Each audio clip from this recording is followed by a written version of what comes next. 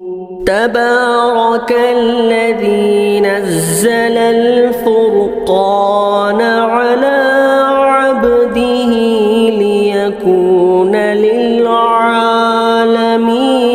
نذيرا۔ اسی طرح ایک عزیز نے سوال کیا ہے مفتی صاحب، موبائل یا عورت کے ذریعے بچے کے کان میں اذان دلوانے کا شرعی حکم کیا ہے؟ جواب دیا ان نوازش ہوئی۔ ماشاءاللہ انہوں نے سوال تو بہت بہترین کیا ہے، نام تو نہیں لکھا، چلیے آپ کے نام پوشیدہ ہی رکھیں گے۔ تو بعض سوالات پڑھتے ہیں نا، بڑا مزہ بھی آتا ہے اس کا جواب دینے میں، کیونکہ یہ جدید مسائل ہوتے ہیں۔ تو بہرحال بھائی جس نے بھی سوال کیا ہے، دیکھیے نو مولود بچے کے کان میں اذان دینے کا جو صحیح طریقہ ہے، وہ افضل طریقہ یہی ہے کہ کوئی مرد بچے کو اذان دے۔ افضل تو یہی کہ کوئی مرد بچے کو اذان دے، اور یہ افضل اور بہتر بھی ہے۔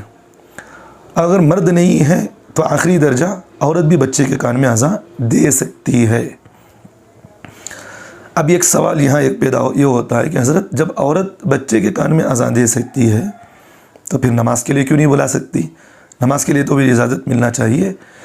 تو دیکھیے بھائی، اس کا ایک نکتے کی بات یہ ہے کہ عورت اگر نماز کے لیے بلائے گی تو وہاں فتنے کے اندیشے زیادہ ہوں گے، کیونکہ آواز پہنچے گی، مرد سنیں گے تو اس کی آواز میں ایک لچک پن ہے۔ اب وہ لچک پن کی وجہ سے مردوں کے اندر ایک جذبات پیدا ہوں گے، تو اس لیے بہت سارے فتنے ہیں۔ تو اس لیے شریعت میں عورت کو نماز کے لیے اذان دینا ممنوع قرار دیا گیا ہے۔ تو اس لیے بہتر تو یہی ہے کہ مرد بچے کو کان میں اذان دے، اور یہی سلسلہ چل رہا ہے۔ اللہ کے رسول صلی اللہ علیہ وسلم کے زمانے سے بھی یہی سلسلہ رواج ہے کہ مرد بچوں کے کان میں اذان و اقامت دیتے ہیں، اور اس میں بہت زیادہ برکات بھی ہیں۔ اب براہ راست اذان دیں گے تو بہت زیادہ اس میں برکات بھی ہیں۔ ایک تو ایک سنت پر عمل کرنا ہوگا، اور اس سے بچے کے کان میں براہ راست آواز بھی پڑے گی، اور اس اللہ کے رسول کی سنت میں بہت زیادہ فوائد ہیں۔ تو اس لیے بجائے آپ فون وغیرہ میں دینے کے، سامنے آ کر براہ راست دے لیا کریں۔ یہاں تک بات ہوئی تمہیدی بات۔ اب میں اصل مسئلے کی طرف آپ کے آ رہا ہوں۔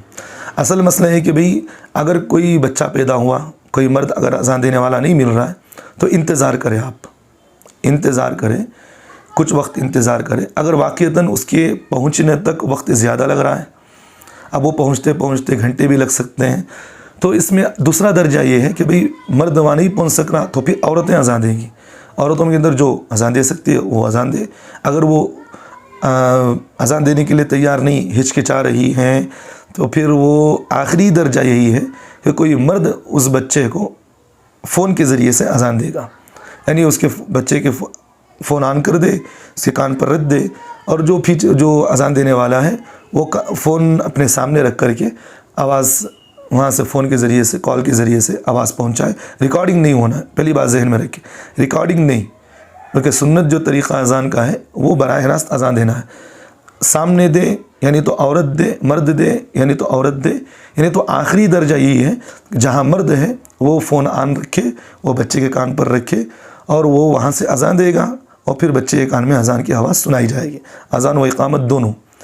یہ بات یہاں نقطے کی بات، مجھے وہی بات میں کہہ رہا ہوں، ریکارڈنگ نہیں چل سکتی، کیونکہ اذان دینا ہے، سنوانا نہیں ہے۔ اذان دینا ہوتا ہے کہ وہ اذان جو مرد ہیں وہ اذان دے، یعنی تو فون کے ذریعے سے بھی اذان آخری درجہ دلوایا جا سکتا ہے۔